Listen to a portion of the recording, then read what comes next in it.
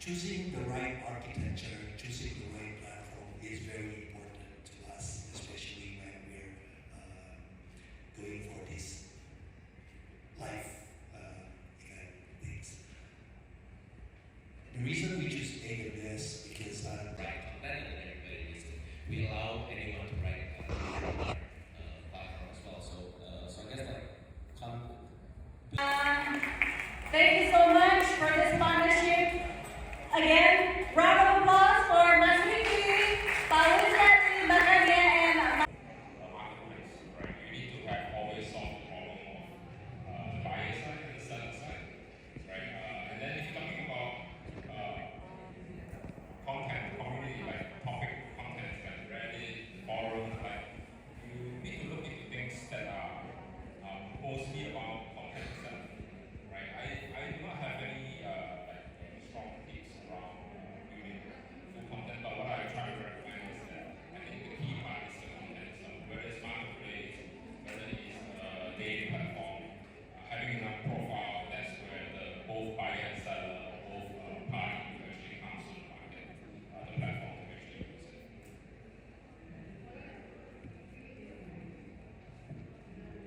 Situation happen, let's say for example, someone say a profanity, right? Instead of sending them a kind of like warning message, what you can do is you can have a bot kind of let them know this is the bad behavior and we'll give some warning. That's one area that you can humanize moderation. The other positive area that you look into less on the community side is where you can use generative AI to actually label data, right? This actually provide actually reduce your cost in building up new machine learning models. That's user actually not you get a lot of friction in the sign. So you have to strike a balance between the two. We have seen system to combine rule engine where if they try to take on certain action, then for example they try to invite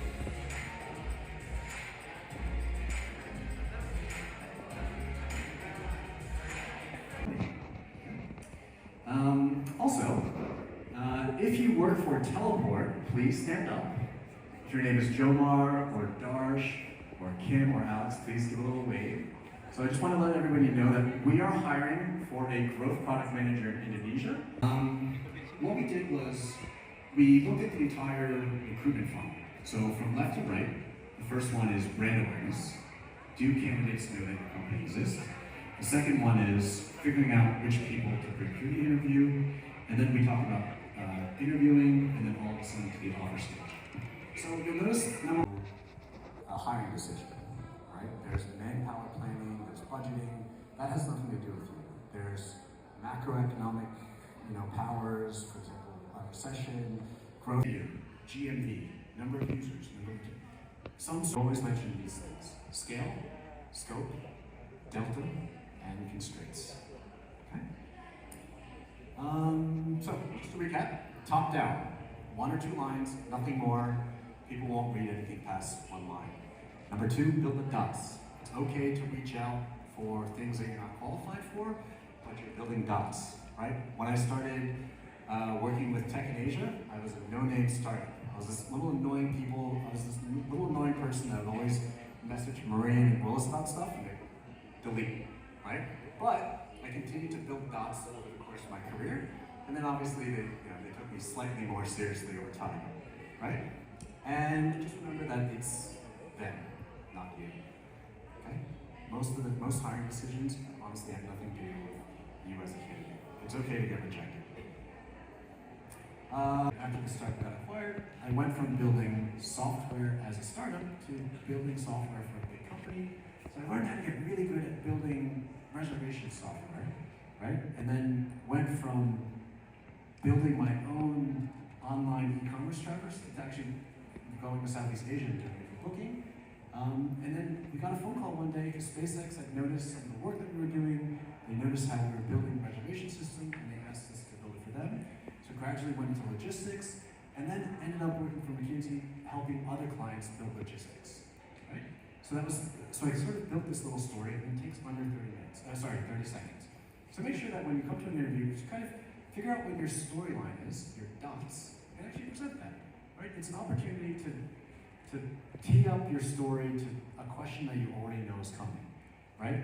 Which means that it's very important for our engineers to know the domain that we're in, what industry we are in, what problems are we trying to solve, what are the internal processes and everything else. We don't treat our engineers as people who just produce features like here's the requirements, go and get it done. What we are really trying to do is to constantly move towards where here's the problem, how might we solve it? So we're really trying to bring the engineers on board. And to be honest, our engineers write a lot of RFCs, requests for comments, which is a way for them to share with the wider organization how they think about the engineering problems to solve our company's problems. Yeah, I hope I answered your question. Okay, Clarina.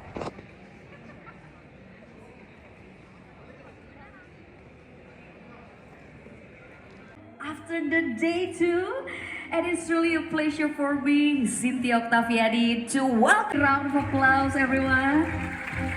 Thank you so much, and very nice background song, by the way. Yeah? Ladies and gentlemen, I hope everyone is feeling excited. Put sales team on it, you cannot having 100,000 salespeople on it, right? So we play by the value, by the how to design product to sell it by itself, right? But then, continuing that, I think by definitions, and short and different period for subscription, it's actually lower number. So we have a monthly subscription, we have a quarterly, we have a yearly. For SaaS, we want to push it more for a credit card. So it's really hard for our back end, which is the after sales, to always do renewal. So there are challenges for us for PLG. So I think that's why we still try to experiment a lot with PLG, how we can actually to our customer, it's a single person, selling mom and pop shops. So you want to split the approach between the two, right? Because it wouldn't make sense to apply both. So what we did, it's basically for key accounts, we typically focus on this, product-led growth or sales-led growth.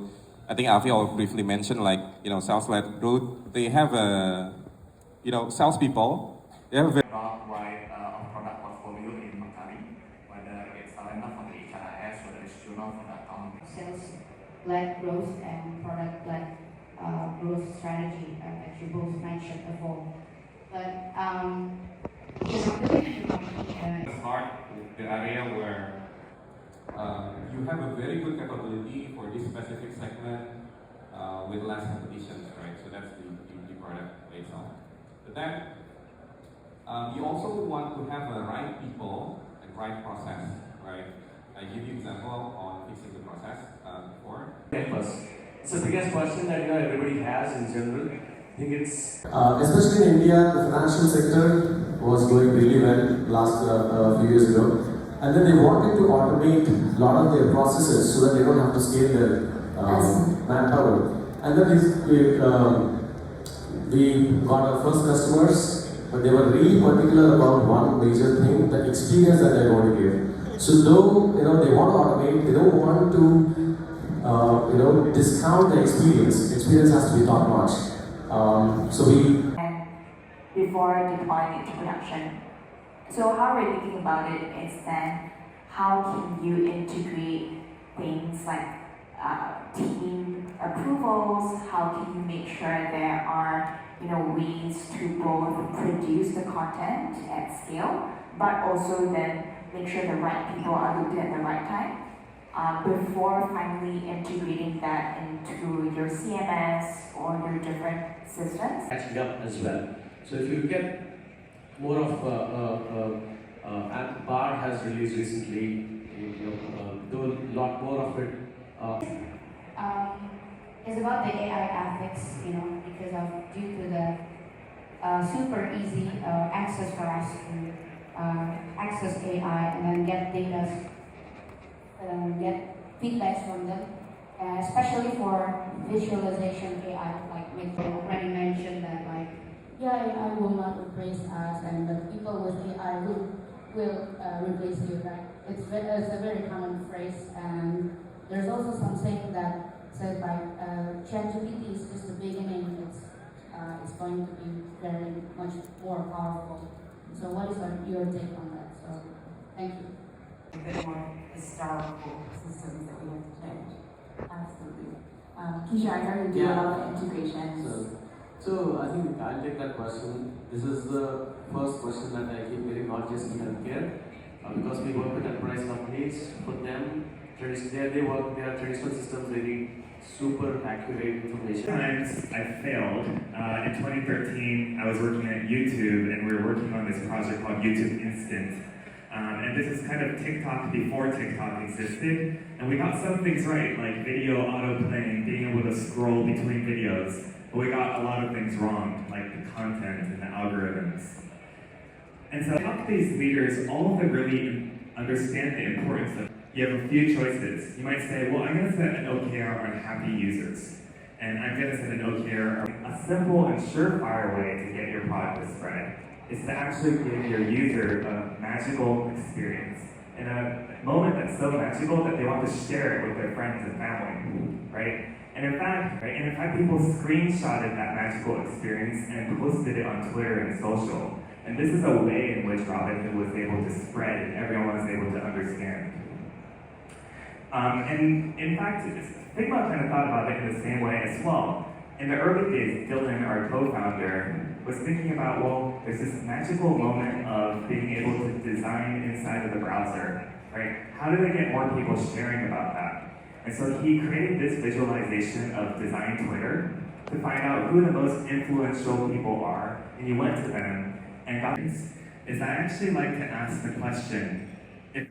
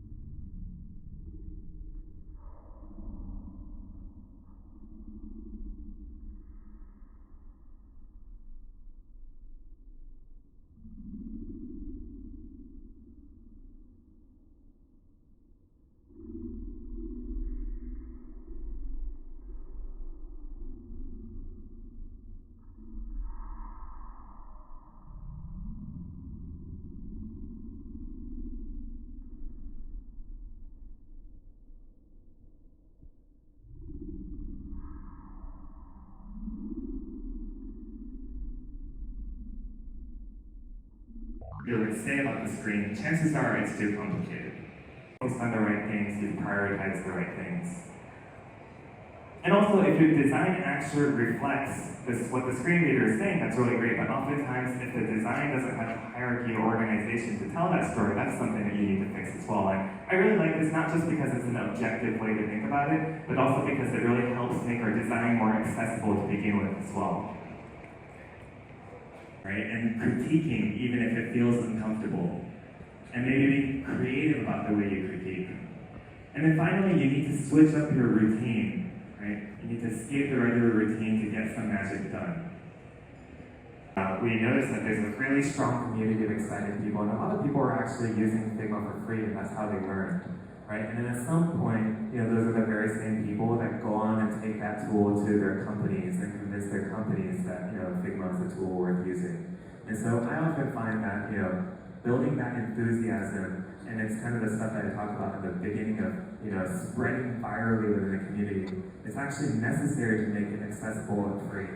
Right? And one of the things that you'll find as well is, if you don't offer that and you have a good product, then people will still find their way around it, right? That's why people use pirated software today, right? Because, there isn't a free offering, they still want to use it and they'll find a workaround. And so what I think about is, our freemium model is actually a formalization of what would happen anyway, of people finding ways to use it free.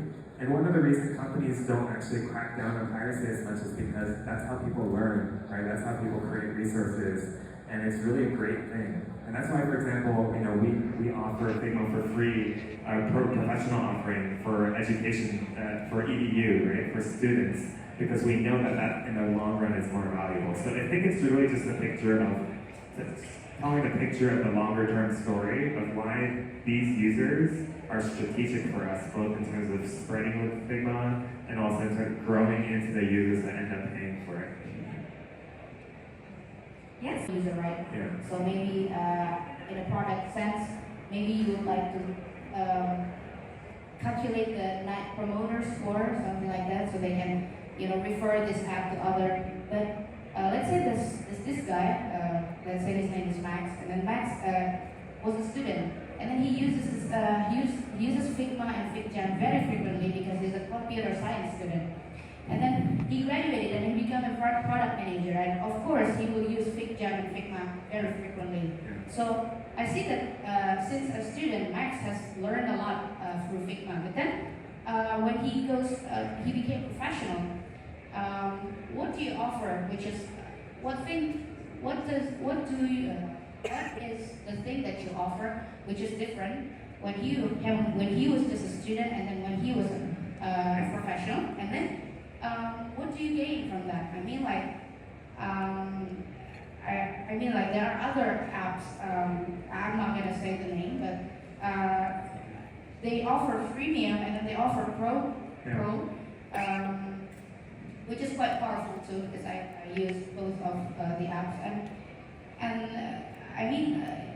for me, as someone who uses both of the apps, I wonder I think this other app is more profitable because they also offer a paid plan. So that's what I want to follow up. Thank you. I see. So you're basically asking.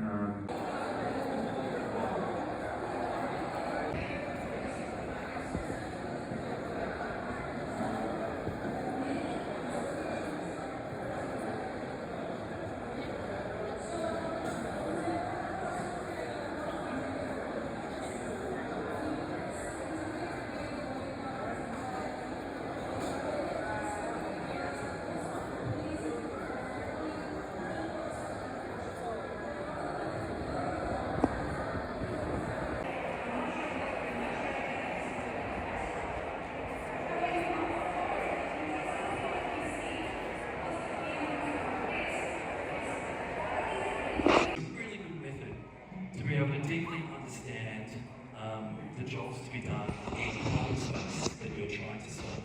Okay? So now how much do they really care? So when you're looking at jobs to be done, there's a way that you can survey and ask questions to find these attitudes, and then to be able to put it into a set of statements. In terms of for ours, the two big ones for us are Well, hello, my lady. Can't wait to hear all about it. Take a seat. You can sit next to Mr. Larry over here. And also, we can learn more about what's... Choosing the right architecture, choosing the right platform is very important to us, especially when we're going for this life event things. The reason we choose AWS because we allow anyone to write a platform as well. So I guess thank you so much for this partnership.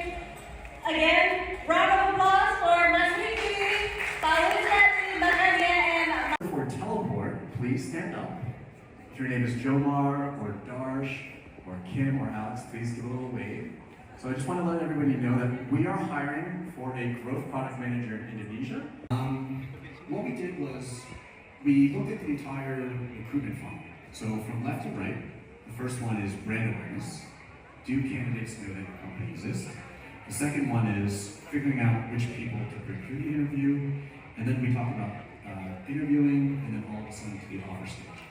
So you'll notice now a hiring decision, right? There's manpower planning, there's budgeting. That has nothing to do with you. There's macroeconomic, powers, for example, recession, growth, GMV, number of users, number of Put sales team on it, you cannot having 100,000 salespeople on it, right? So we play by the value, by the, how to design product to sell it by itself, right?